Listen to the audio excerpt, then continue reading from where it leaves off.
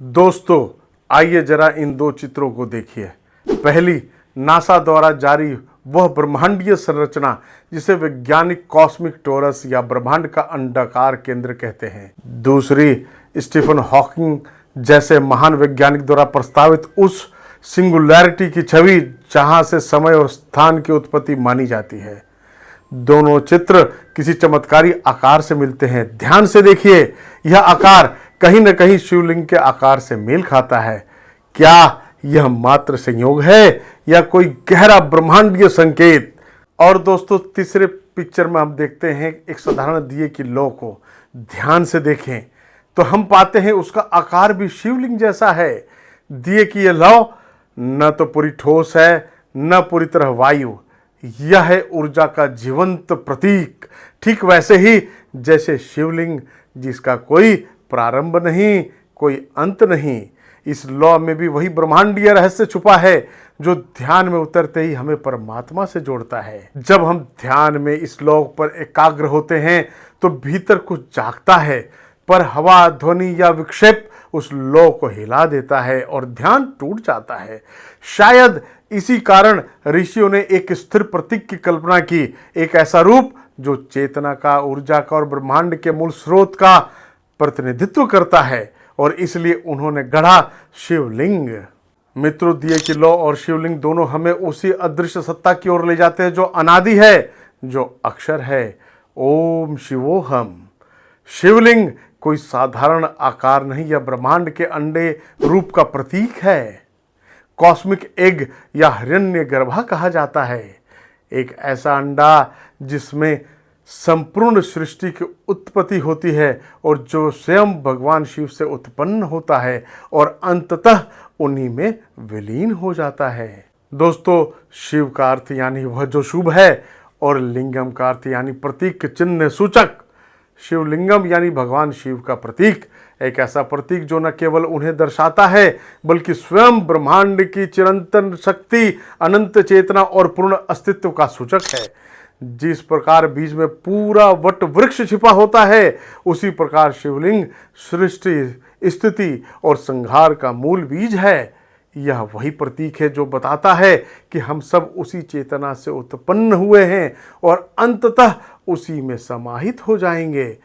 शिव से उत्पत्ति, शिव में विसर्जन। ओम नमः शिवाय। शिव वह नहीं जो कैलाश पर विराजते हैं, बल्कि वह जो हर आत्मा में चेतना बनकर निवास करते हैं। आदि शंकराचार्य इस रहस्य को अपनी वाणी से ऐसे प्रकट करते हैं। न मृत्यु न शंका न मे जाति भेदः, पिता नैव मे नैव माता न जन्मः, न बंधुर्न मित्रम गुरु नैव शिष्य, चिदानंद रूपम शिवोहम शिवोहम। न मैं मृत्यु से बंधा हूँ, न जाति के बंधन में, न मेरा कोई जन्म है, न माता न पिता, न कोई मित्र न गुरु न ही शिष्य। मैं हूँ केवल चिदानंद स्वरूप। मैं शिव हूँ, मैं शिव हूँ।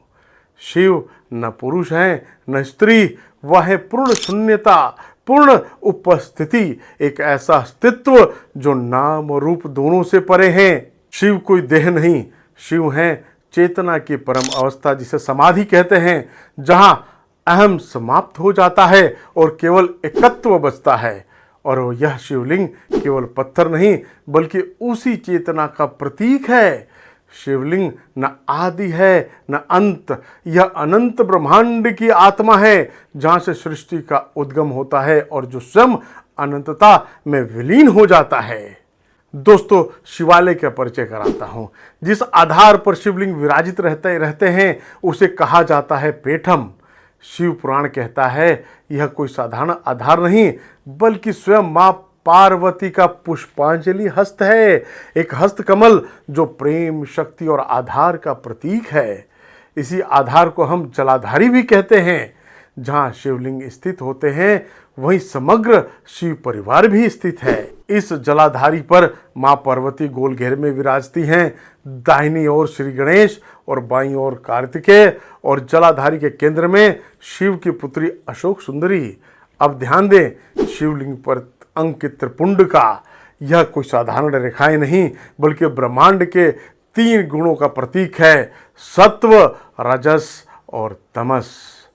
दोस्तों, त्रिशूल न केवल अस्त्र है बल्कि तीनों कालों का प्रतिनिधित्व है, भूत, वर्तमान और भविष्य, और साथ ही तीनों लोगों, स्वर्ग, पृथ्वी और पाताल पर शिव का नियंत्रण दर्शाता है। अब बात करें शिव के डमरू की। डमरू ब्रह्मांड के आद्य ध्वनि का प्रतीक है, जहां से ओम की नाद उत्पन्न होती है। डमरू के कंपन से ही जन्म हुआ संस्कृत वर्णमाला का, जिस पर टिकी है पूरी भारतीय संस्कृति। डमरू सिखाता है जीवन द्वैत है, जहां सुख के साथ दुख जुड़ा है, और शिव ही है जो इनका संतुलन बनाते हैं।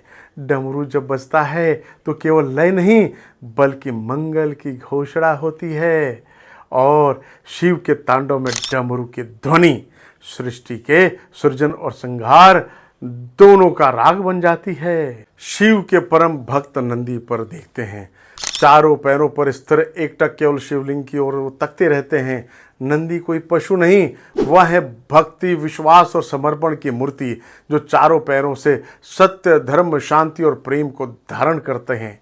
नंदी हमें सिखाते हैं ईश्वर के प्रति अडिग दृष्टि और शांत प्रतीक्षा ही सच्ची साधना है, और यही है शिव जो अनादि है, अनंत है और हमारे भीतर स्थित चेतना के दीपक की तरह। दोस्तों, अब समझते हैं शिवलिंग पर विराजमान सर्प का रहस्य।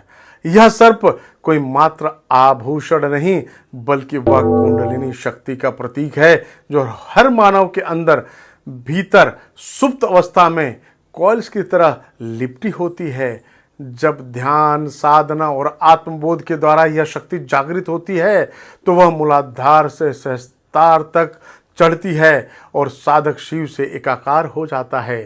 तभी कहा गया है, शिव केवल देव नहीं बल्कि चेतना का वह सर्वोच्च रूप है। स्वामी विवेकानंद कहते हैं, शिवलिंग कोई मूर्ति नहीं बल्कि शाश्वत ब्रह्म का प्रतीक है, जिसे न देखा जा सकता है न मापा जा सकता है, पर जिसे अनुभव किया जा सकता है।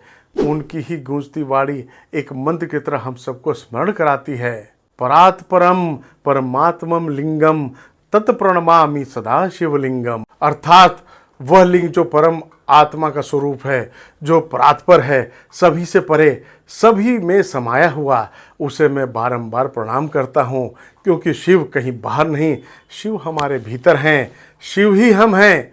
शिवोहम शिवोहम। ओम नमः शिवाय।